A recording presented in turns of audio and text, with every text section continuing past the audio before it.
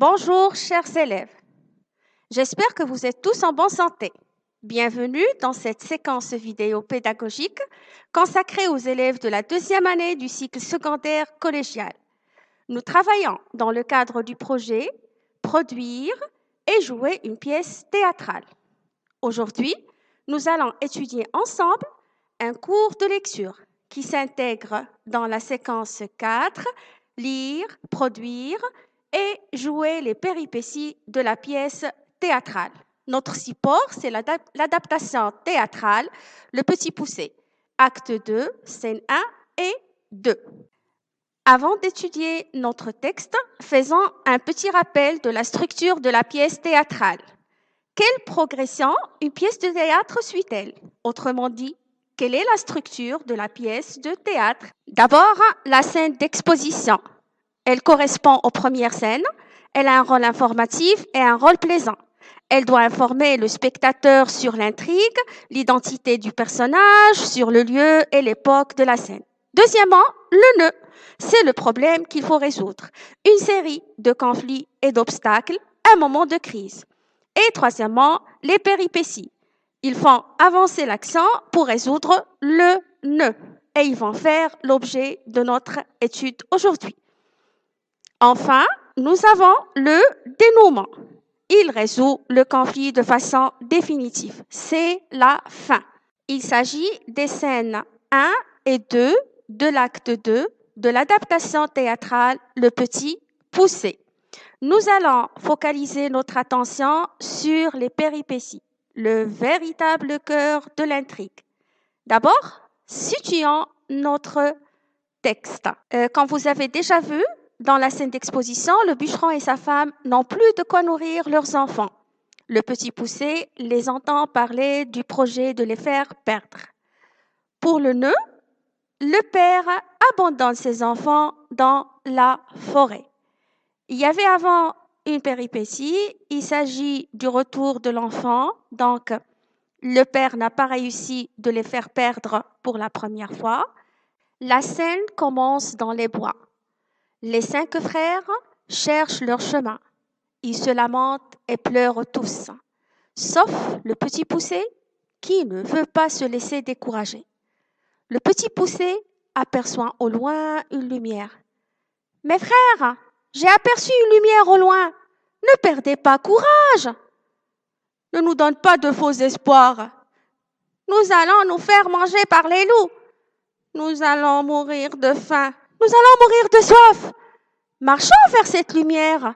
Nous verrons bien. » Ils se mettent en marche et arrivent devant la porte d'un château. Donc ici, la scène commence par une didascalie ou une indication scénique. Alors, qui peut me dire qu'est-ce qu'elle nous montre, cette didascalie? Qu'est-ce qu'elle nous indique? Faisons un petit rappel. Qu'est-ce qu'une didascalie et quelle est sa fonction? La didascalie ou bien les didascalies sont les indications scéniques.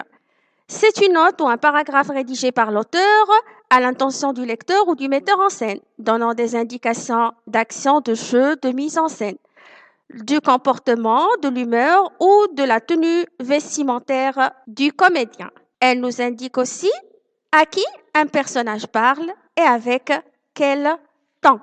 Il y a aussi, par exemple, est-ce qu'il parle avec joie ou en colère?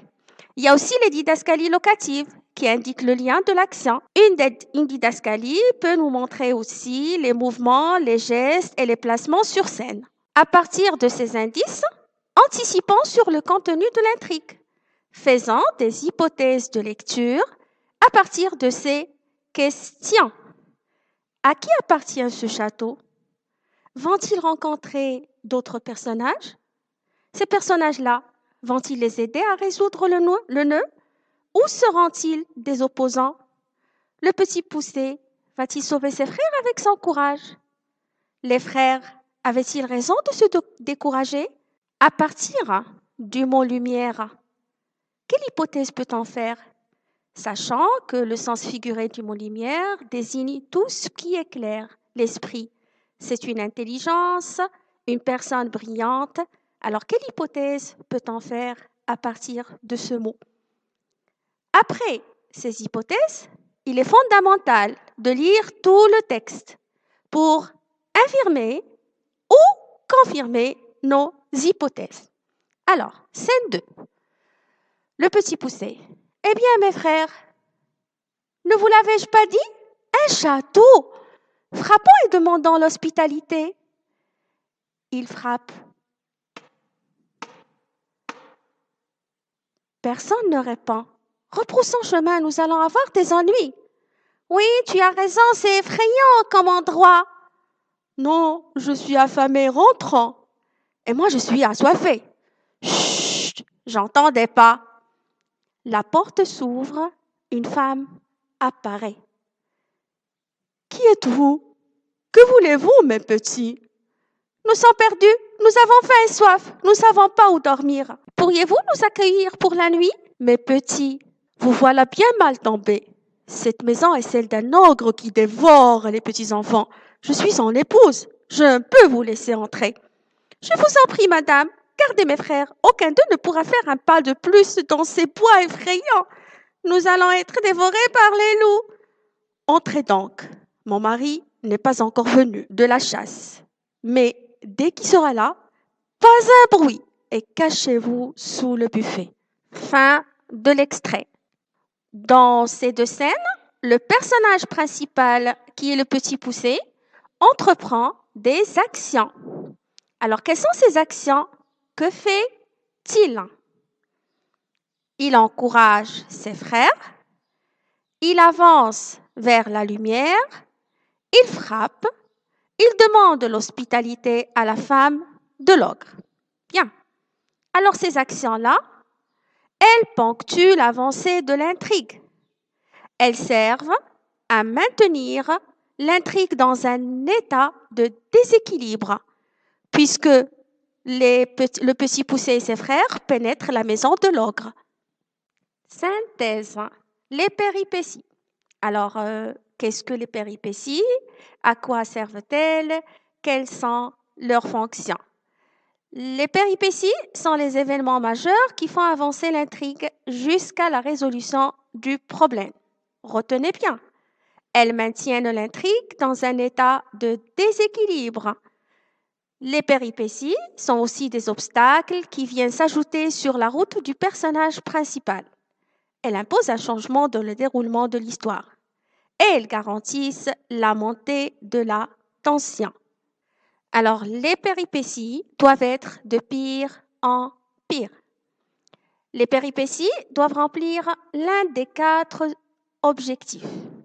Premièrement, faire avancer l'intrigue en amenant les protagonistes ou les personnages dans la suite des événements. Deuxièmement, permettre de découvrir l'univers de l'histoire pour lui donner plus de contexte. Alors, dans les péripéties, on découvre plusieurs endroits, d'autres lieux, d'autres personnages. Troisièmement, développer les personnages en leur donnant plus de choix ou de conflits propices à les faire évoluer ou à définir leurs limites. Alors, dans les péripéties, le personnage principal apprend beaucoup de choses, il progresse dans son apprentissage et il évolue dans ses actions. J'espère que cette leçon vous aura intéressé. Chers élèves, remuez vos méninges. À vous d'écrire maintenant des péripéties pour la pièce de groupe ou bien la pièce projet de votre classe. N'oubliez pas, les péripéties s'inscrivent dans un enchaînement logique. Bon courage, chers élèves!